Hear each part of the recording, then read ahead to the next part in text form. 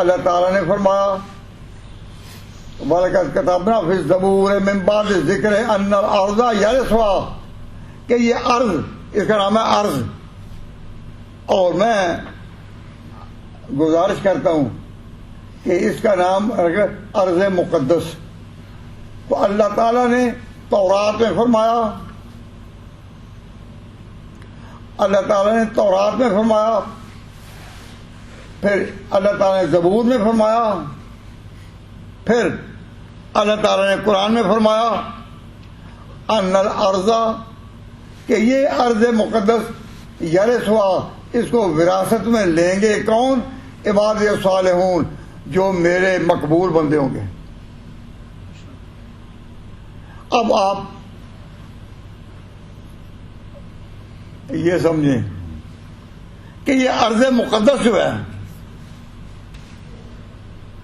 ارض مقدس جس کے بارے میں یہ پیش گوئی ہے تورات، انجیل، زبور اور قرآن کی، ان الارض، کہ یہ خاص زمین جو ہے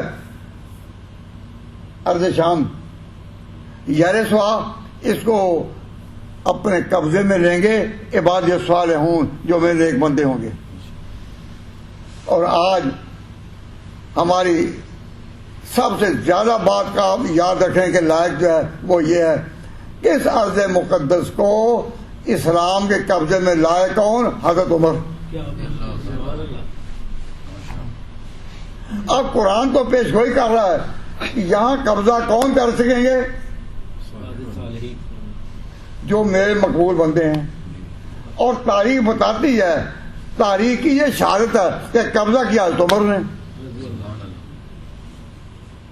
تو پھر حضرت عمر کون ہوئے؟ سیدھی سی بات ہے.